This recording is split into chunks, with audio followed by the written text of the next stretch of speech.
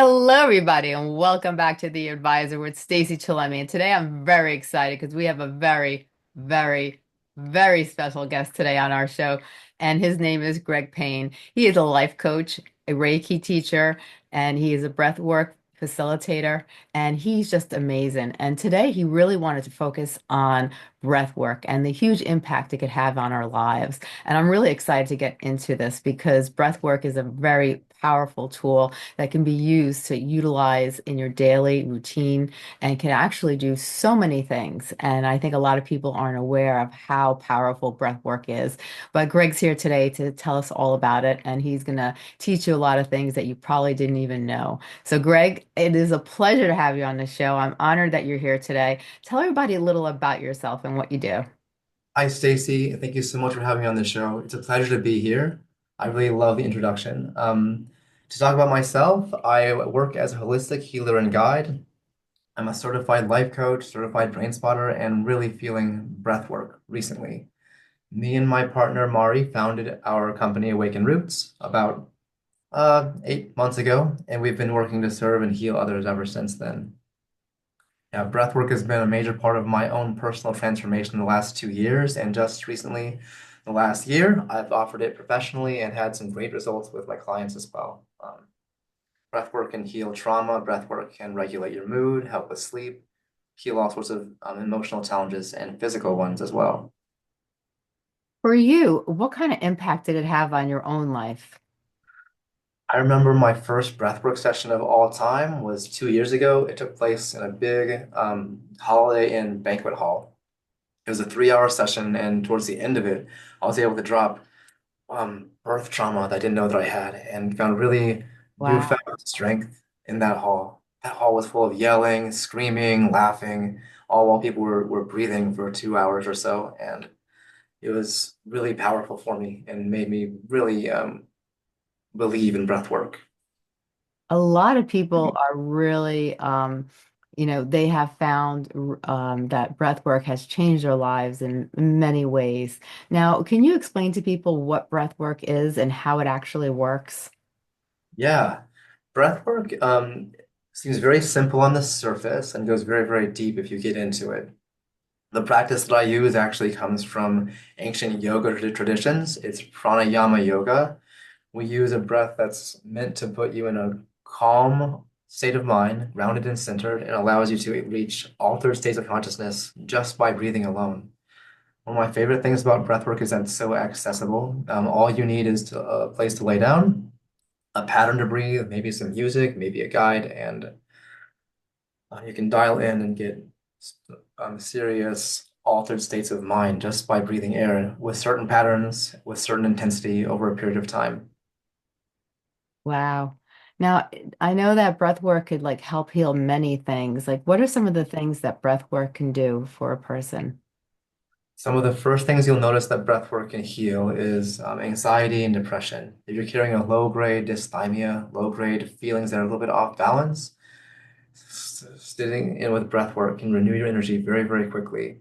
If you take it for longer sessions, more intense sessions, it can get as low as beneath trauma, beneath behavioral issues, and even help you overcome major losses or grief in your life. It seems like it could it actually maybe tap into the subconscious mind and really start to release some of those repressed emotions that people might have or some of that deep built-in trauma that they've been carrying, with them for so many years. Sometimes people have trauma and they don't even recognize that the trauma is one maybe the root causes of why so many things in their life is happening and why they feel the way they do. Now, is breath work something that can tap into that and actually help release some of that? Yeah, absolutely. Breath work can get beneath your conscious thoughts, your storytelling, your rationality, and we regularly use it to access repressed emotions and hidden traumas. Many people, I think maybe 100% of the people walking around with traumas aren't aware of how deep they go, but breath work bypasses your normal thinking state of mind and can undo a lot of that negative pressure and pain you might be feeling. Now, is breath work something that you should do on a daily routine? Like, how do people get the most out of breath work? To get the most out of it, definitely I advise going regularly. My first teacher said to go daily, but that's not always practical.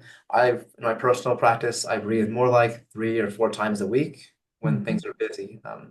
Every day you can do a touch in, even if it's a brief one. It only takes about 7 to 10 minutes to do a very short session that could be a daily practice, and it would still reap profound benefits from it. Now, are there certain different types of breath work for different types of conditions? Like you had mentioned that it could help depression and anxiety. Like, is there different types of breathing exercises for different conditions or different things? That's a good question. There are. You can add a lot of variability in your breathwork practice. For example, if you want to get beneath some heavy traumas and move some strong, deep emotions, I would recommend breathing hard for a longer period of time, up to 2 hours or so. If you Wow. For just a simple mood boost or mental refresher, you can breathe for 20 minutes, nice and easy, soft and deep, meditatively, and then you can get those benefits worked on. There are also specific holds and breathing patterns that can address, different states of anxiety and other issues that can come to the surface. Now, you even mentioned that it could help certain medical issues also. In the beginning, you were talking briefly, you had mentioned that it really can do a lot for the body. Yeah, it can.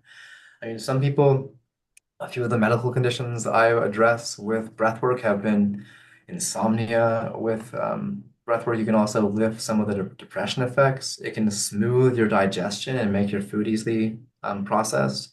Lowering stress is one of the first major things you'll notice when you get started breathing.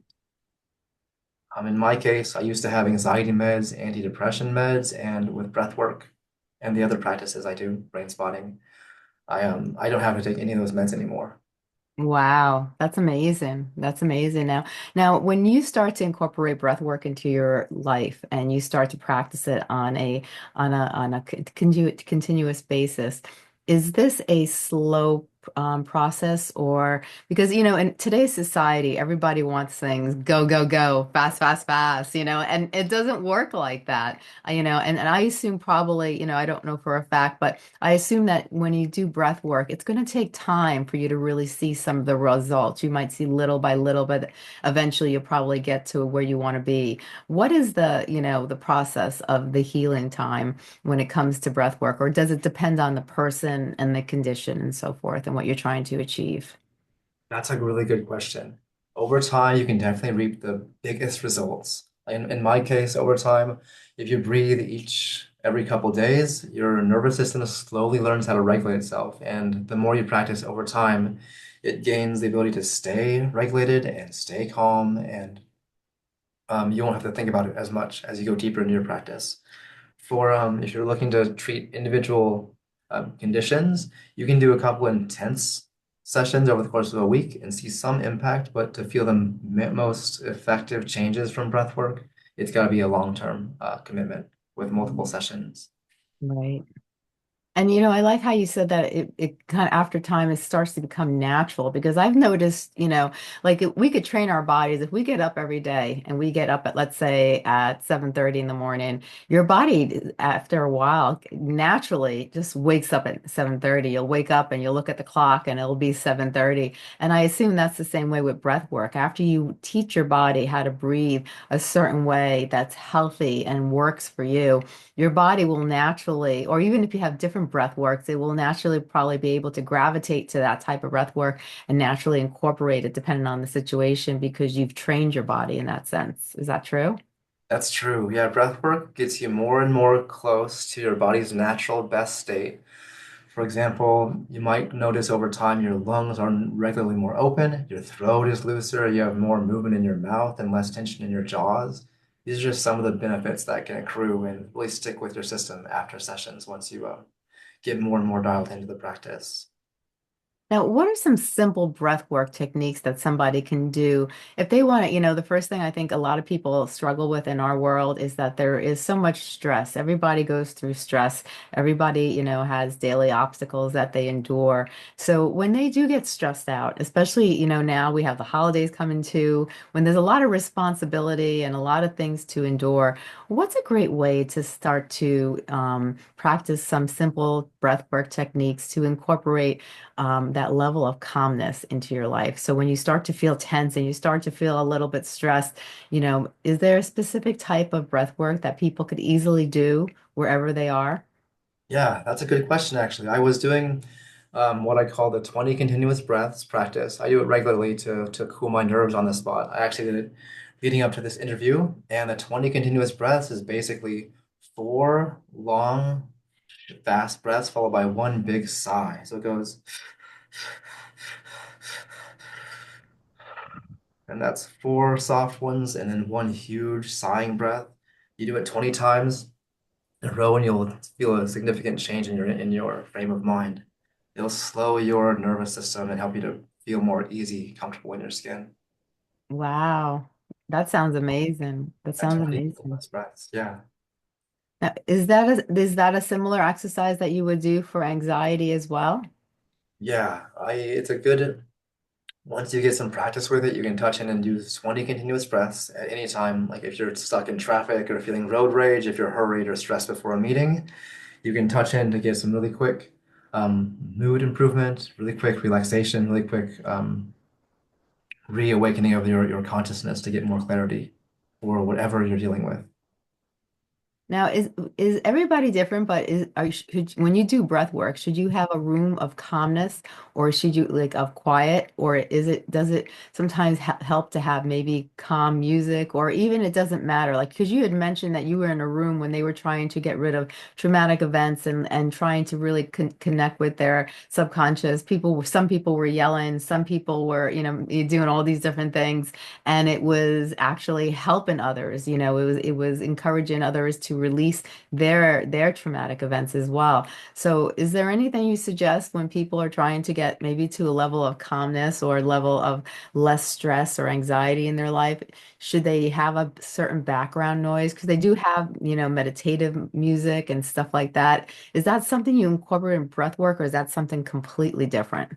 Oh, of course. That's a great question. We do incorporate music regularly in our breathwork practice. Sometimes it's a lot like yoga, where you listen to slow, easy, calm music, flutes and harps and things.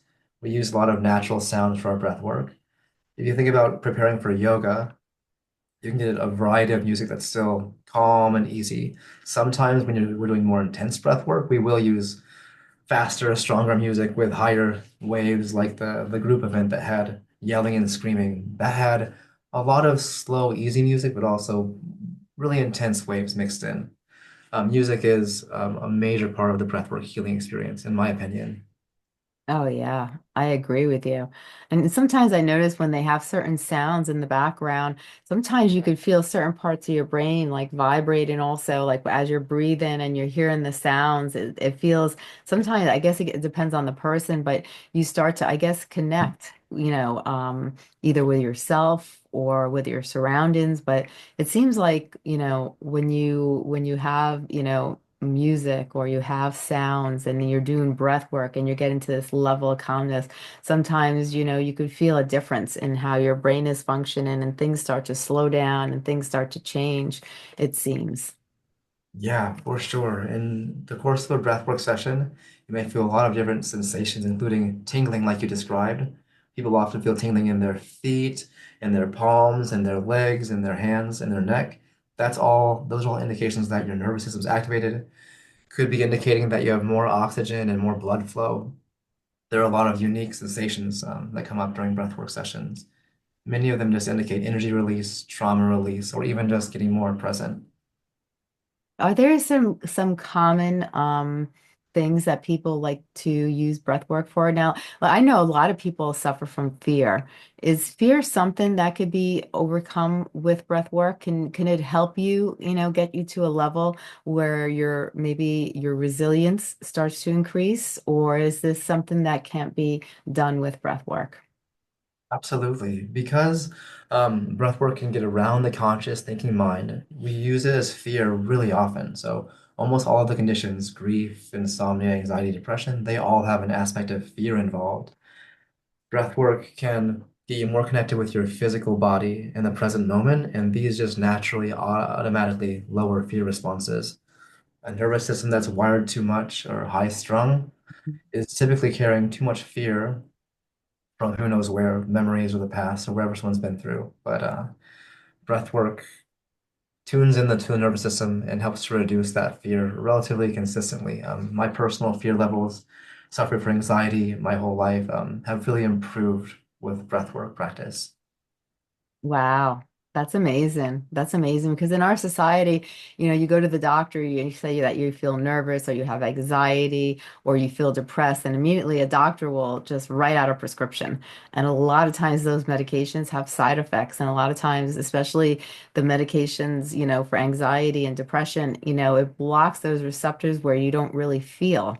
And, for many people don't like that. They don't like being able not to feel and because a lot of people would say they just something traumatic could happen in front of them and they wouldn't even acknowledge it because their receptors were blocked and they couldn't feel those emotions and it's nice to have something that's so natural that you could apply to your life and you could actually be able to use all different parts of your brain and not have to have a medication that's going to block the way you feel or maybe change the way you think and act.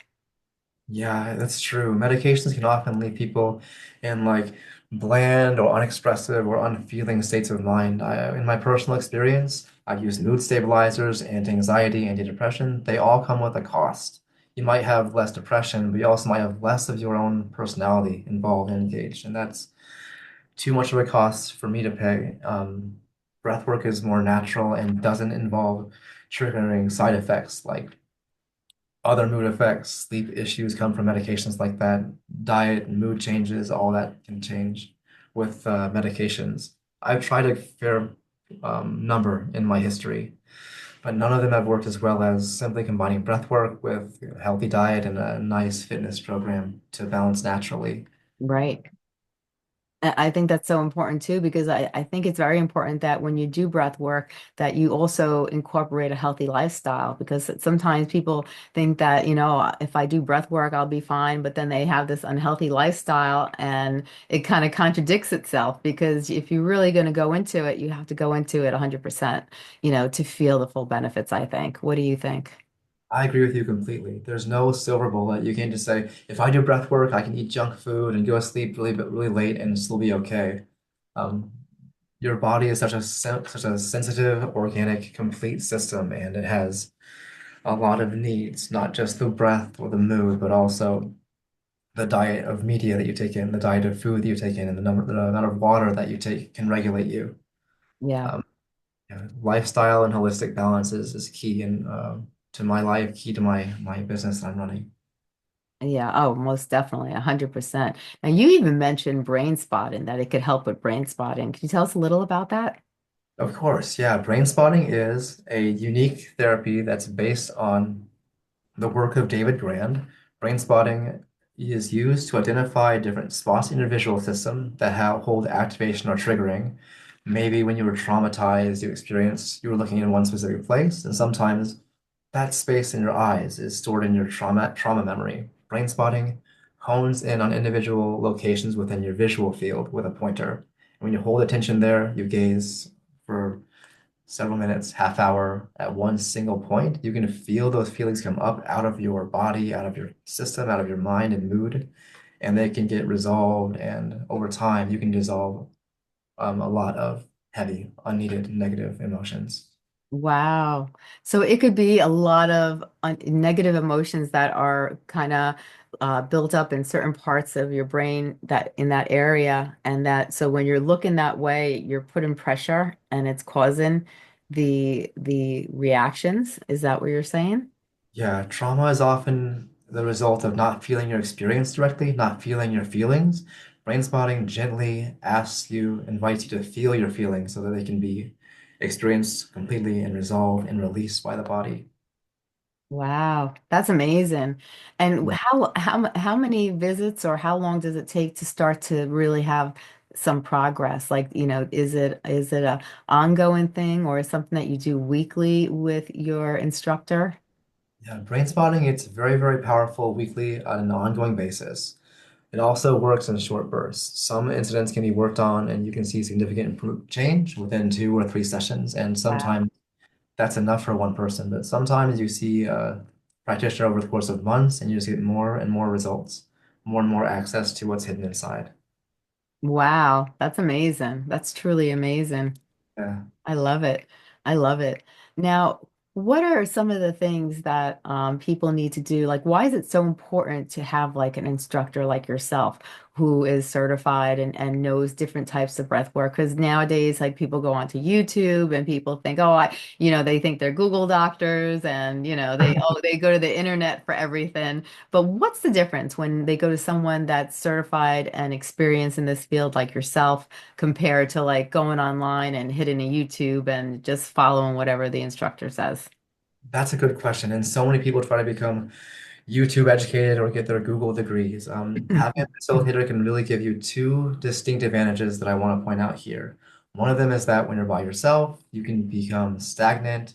You can lacking someone's mirroring your results back to you or giving you constructive feedback can really impact the level of depth that you can go to resolve things. My second point was actually depth. If you're by yourself as a solo practitioner, Yeah, many of those individuals simply can't find the presence of mind to stay there with their emotions and go deeper. right. Oftentimes, the traumas are located just a little bit deeper beneath, outside of their range, and having an experienced guide can prevent you from fleeing or leaving your feelings before you access the depth that can heal.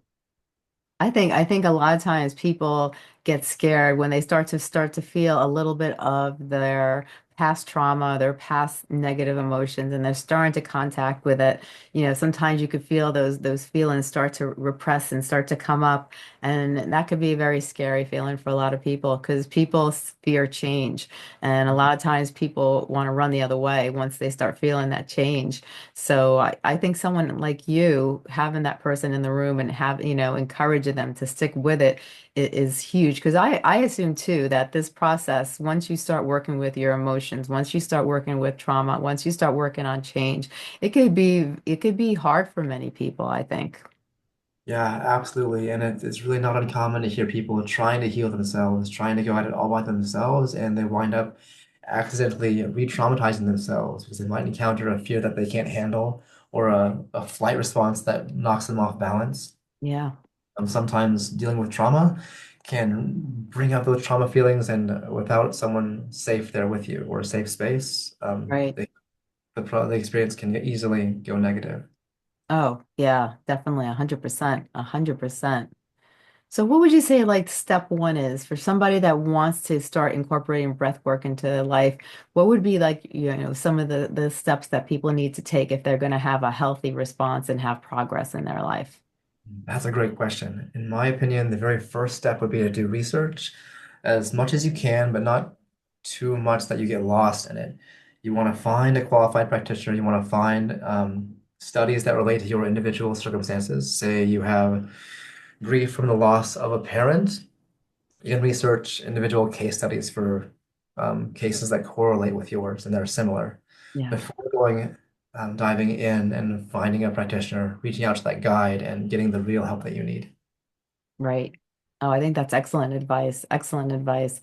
And when it comes to, so many people suffer from insomnia, and they say that if you do the right breathwork techniques right before you go to bed, you can bring yourself to a level of calmness and you can kind of clear your mind where you're not thinking 1,001 things. Because the biggest thing I hear from people that have insomnia is that they can't stop thinking. Their mind just keeps going and going and going, and they're thinking they haven't even finished the one day and they're already thinking about the following day that they haven't even begun.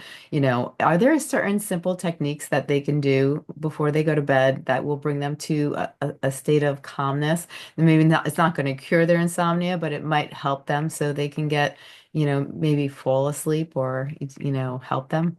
Yeah, that's a really good question too. I've used breath work to slow extra thoughts too. Even my client from last night was dealing with repetitive thoughts that he couldn't get to stop. He said it was like being in a full room all the time and always bumping into things whenever he tries to move. He bumps into extra stray thoughts. Yeah.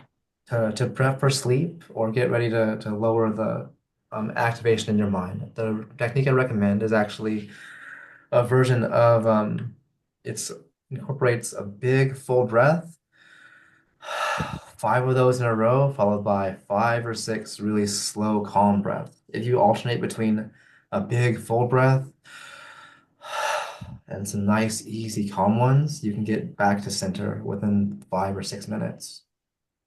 And if Wow. you go longer, you can go deeper and find more trance-like states. When you're breathing, is it in through the nose, out through the mouth? Because some people will use their nose, but I've heard that when you're doing breath work, it's good to breathe in the air and then breathe out the air through your mouth. Like, what is the right way when you're doing breathing exercises? That's a good question. My breath work focuses typically on mouth breathing only. The nose is said to be a little bit more of a cognitive, it induces cognitive thoughts. If you breathe through your mouth, you're feeling more into your body, and your somatic experience can help you to regulate yourself more efficiently. Oh wow. That's wonderful to know because you see some people in different sessions and they do different things, they all have their own way. But I like the fact that it actually you're not using your cognitive mind when you're breathing just in your mouth. I never knew that before. That's a very interesting fact. Yeah, it's really powerful to get out of your head, and breathing through your mouth gets you there a little bit faster. I think that's the problem with most people is that it's very hard to get out of their head because, I think I forgot what the percentage is, but there's a crazy number of thoughts we get in one day. Each of us experience, I can't remember the number of thoughts, but it's a huge amount of thoughts that rush through our brain every single day. And to be able to go through the mouth and not use your cognitive brain and just slow down those thoughts and start to like get better at it. Because I think if you practice it more and more and more, you could clear out a lot of those thoughts easier over time too, probably, right? Yeah, absolutely. As you breathe, your mind gets more and more quiet. You get more and more calm, and like you find a lot of those extra thoughts as just not interesting or not needed. Many times we think just to fill the space that our anxiety is occupying, and when you lower Yeah, the anxiety, you no longer have the urgent urge to think so many thoughts all at once. right. Practical that way. There's many times where I've had thoughts and I was all anxious about it. And then, and it was actually in my dreams. Like I was thinking like in my light sleep before I was waking up, all these things were coming through my head. But then once I woke up, I'm like, those were nothing. Why was I getting all anxious? Like I could feel it, as I was in my light sleep. And then it's like once I woke up, I realized, whatever was making me get so anxious, once I woke up, I realized that those are silly things to be anxious about in the beginning. Sometimes our mind can really take a toll on us if we get too deep into it, it seems. Yeah, our mind plays tricks on us. It makes us think that very small things are very unimportant, like whether or not you were able to water the plants or feed the cats. Small things that don't have any major emotional consequence can spin you in circles for hours. With Yeah, breath work and other natural healing methods that we use, we try to get calm and center so you can recognize what you actually need at a given time and who you actually are so you don't chase so many side tasks, so many projects that just leave you exhausted. right. I love that. I love that. Now for what we talked about today, if you had to really focus on some important turning points, what would be things that you want to really emphasize to individuals about breath work? I would emphasize that your mind is craving in this busy world the chance to slow down, find peace, find quiet. And if you have a regular practice, breath work could be one practice. So could even working out, walking in the park. It can give you the chance to find center and remove a lot of extra anxiety and pain you may be experiencing. I highly recommend finding a regular practice. Breath work is my practice of choice, usually Mhm. just to keep your lifestyle as balanced and grounded as possible in the hectic world that we live in. Oh yeah. Those are great things to really emphasize on because, in this world, you see so many people that are anxious and angry, and they are just, they're just on the go, go, go, go, go. And, sometimes we really need to take a step back and just learn how to relax. And, it took me a while, but I had to learn how to not sweat the little things in life and, focus on the issues in the present tense, and then realize that if we look back at all the things we've gone through in life, we've always gone through them. We've always overcome, in the end, you know. Yeah, And so when we think about that, even though we might be going through in life, something in life at that moment, when we think back at everything that's happened to us, we've always gotten through it. yeah, that's a really good reminder to keep in mind. No matter what you've been through, you've been able to find a way through, whether you found tools or people to talk with, or even just let it pass through your consciousness. You also mentioned taking a step back, and I couldn't emphasize that enough. I mean, I regularly, every day, take time to step away from all the busyness and come back to center and just recognize whether or not I'm a little bit more anxious than I should be. Usually Right. the answer is yes, and I got tools to come back to center whenever that happens. 100%. Yes. Now tell us a little about your practice and the services that you have. At Awaken Roots, we offer a collection of healing practices. One of them is breathwork. We offer individualized custom coaching for those who need a little bit of advice, Hmm. energy work, Reiki, and brain spotting. Most of our tools are available virtually, remotely. You can access me from anywhere in the world. Or for those in Minneapolis, St. Paul area, I'm in the Twin Cities for in-person meetups. Oh, I love it. I love it.